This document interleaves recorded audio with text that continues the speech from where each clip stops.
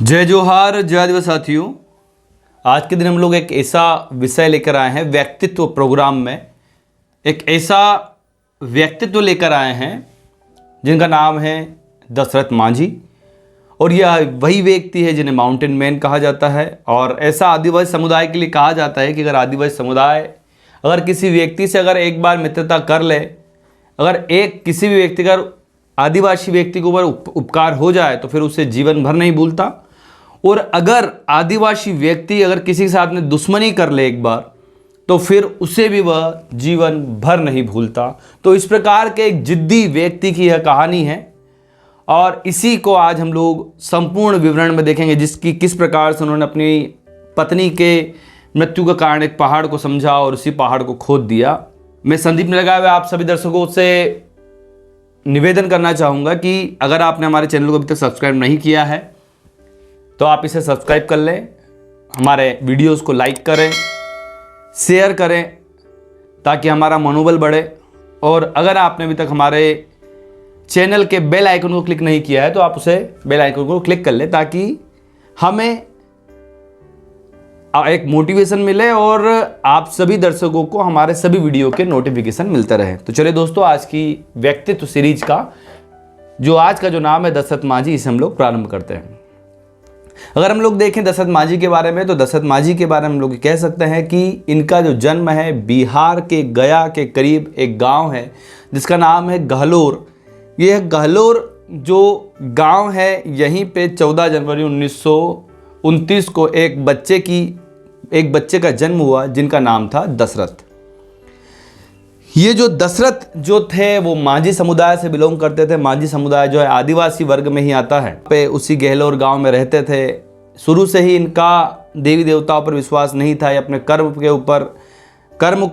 कर्म पर ही विश्वास करते थे और कर्म के ऊपर ही हमेशा इनका ध्यान रहता था। इसीलिए ये अपने गांव को छोड़कर इन्हीं के गांव के पास में जो गांव है एक बड़ा जो शहर है धनबाद, वहाँ पर ये गए और कोयला खदान में इन्होंने वहाँ पर जाके काम किया। और कुछ समय बाद ये वापस से अपने गांव आए और अपने गांव में आने के बाद में इनका जो विवाह हुआ वो फाल्गुनी नामक स्त्री के साथ में इनका विवाह हुआ। फाल्गुनी बाई जिनका नाम था। इनका जब विवाह हुआ और विवाह के बाद में जब ये कार्य को करने के लिए जब ये जो दशरथ जो थे वो एक पहाड़ में चढ़े लकड़ी को काटने के लिए। और जब दशरथ जब पहाड़ में चढ़े हुए थे लकड़ी को काटने के लिए उसी समय पे उनकी जो पत्नी जो थी वो उनके लिए भोजन लेकर आई, उनके लिए भोजन लेकर आ रही थी। इनकी जो पत्नी जिनका नाम था फाल्गुनी, ये जो थी वो गर्भवती थी। इसी कारण से उसे उस पहाड़ को चढ़ने में कठिनाई हो रही थी। और इसी कारण से जब पहाड़ को चढ़ने में जब कठिनाई हो रही थी तो ऐसे ही स्थिति में उनका पैर फिसला और वो उस पहाड़ से गिरकर पहाड़ का जो दर्रा था वहाँ पे जाके वह गिर गई। और इसी कारण से उनकी स्थिति जो है बहुत ज़्यादा गंभीर हो चुकी थी। जब इस चीज़ के बारे में दशरथ मांझी को पता चला तो वो दौड़ के गए और उनके पास जाकर उन्हें अस्पताल ले जाने के लिए उन्होंने दौड़ लगाई। किंतु बीच में जो एक बड़ा विशालकाय पहाड़ था जिसकी जो लंबा था वो 360 फुट लंबा था, इसकी जो ऊंचाई जो थी वो 25 फुट थी और इसकी जो चौड़ाई जो थी वो 30 फुट थी। इतने बड़े विशालकाय पहाड़ को पार करके इन्हें अस्पताल जाना था। दशरथ मांझी अपनी पत्नी को उठाकर अस्पताल की ओर दौड़े, लेकिन बीच में यह बड़ा पहाड़ था और इस पहाड़ को क्रॉस करते समय ही इनकी पत्नी की मृत्यु हो गई। जब अस्पताल में ले जाया गया तो इनकी पत्नी को मृत घोषित कर दिया गया। इस समय पे दशरथ मांझी का जो स्थिति थी वो बहुत ही अधिक विकराल हो चुकी थी। उन्हें बहुत ही अधिक गुस्सा आ रहा था इस पहाड़ के ऊपर कि अगर ये पहाड़ नहीं होता तो शायद मेरी पत्नी, मेरी जीवन संगनी आज बच जाती। वे अपनी पत्नी से बहुत ही अधिक स्नेह रखते थे, अपनी पत्नी से बहुत अधिक प्रेम करते थे। इसी कारण से उन्होंने यह सोचा कि यह जो मेरे साथ में हुआ है ये ऐसा अब किसी और के साथ में ना हो। इसीलिए उन्होंने इस पहाड़ को खोदने का निश्चय लिया और इस पहाड़ को खोद कर काट कर अलग करने के बाद में यहाँ से एक रास्ता निकालने का निश्चय किया।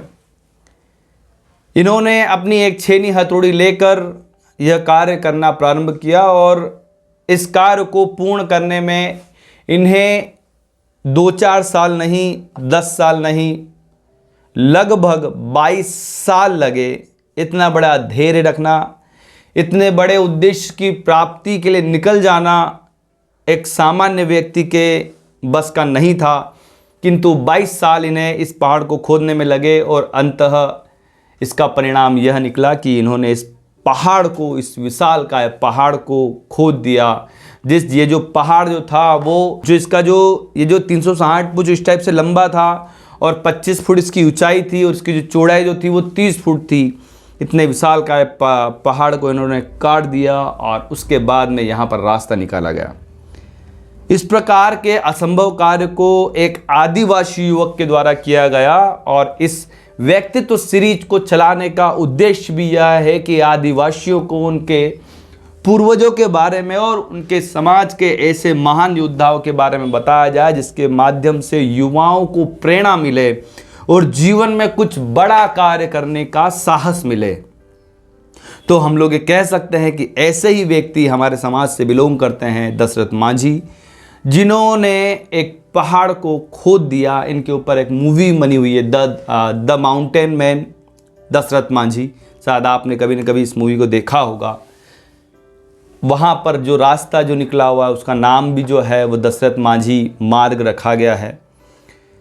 तो यही छोटी सी कहानी थी हमारे दशरथ मांझी की और मेरा सभी युवाओं से यह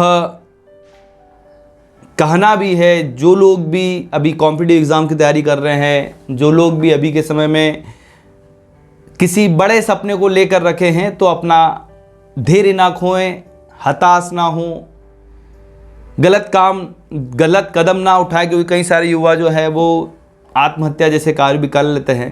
तो इस प्रकार से कोई गलत कदम ना उठाएं। अगर आपने किसी चीज़ को सोच लिया है तो अगर वह असंभव लग रहा होगा फिर भी वह संभव हो जाएगा, अगर आपने दृढ़ इच्छा, अगर आपने दृढ़ संकल्प ले लिया है तो। इसी के साथ अंतिम में जय जोहार, जय आदिवासी साथियों।